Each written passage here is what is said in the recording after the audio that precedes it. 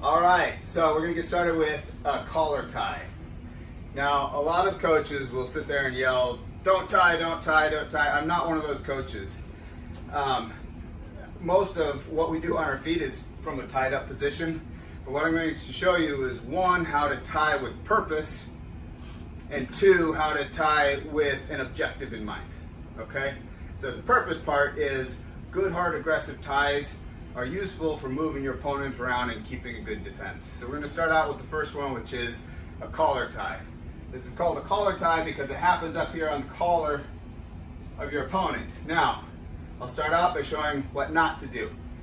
When you go for a collar tie, you don't tie up by trying to pull him to you. You don't reach and pull. If you do that, Timmy, he's going to take a shot on you. You're just inviting him to shoot. This is one of the reasons why coaches don't want you to tie.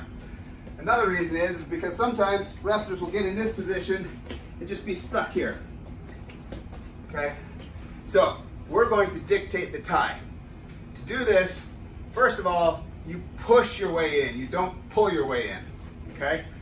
One other aside, and this will apply to other ties as well. I used to box, and a lot of what I do for my tie-ups comes from my boxing training. All right? In boxing, everything that you do comes from your hips. All right? A good boxing stance is right here. A jab starts with your hip. You throw your hip into it first, and then your arm follows. A right cross starts here. This is the first part of a right cross, and then your right comes through. Our collar tie is a right cross. All right, so the whistle blows. I want to collar tie this side. I've got my arm, my elbow in tight on my hip, and I'm going to throw it and try to plant my elbow directly into his sternum. Elbow inside, and I'm going to hit it directly onto his sternum. Come to me a little bit here, Tim.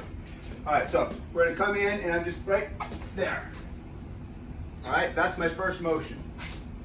Now, if he tries to shoot through this, I've got a block. No problem, right? I'm not going to come out with my elbow high. I'm not swinging a hook at him. Okay, a lot of guys will come out and try to hit the head. I'm just going to come up underneath, hit him with my elbow. Here. All right, you should feel it on his collarbone and in his chest. Yeah. Then my hand comes down on top. All right? Right here. This is the first part of a collar tie. That's getting into your collar tie. Okay? Now, once I'm here, resist the urge to go ear to ear. There's no reason to put your head down and stick it into his chest because he's just going to come up and collar tie me. Do it right there, Tim. Leave it with your elbow. Yep, there it is. Okay, so now we're in a neutral position. Doesn't do me any good. Okay, so once I come in with my collar tie here, I'm going to come in and look for inside control. Here's a good spot. Here's a good spot. Here's a good spot. Okay? This is going to be your most common.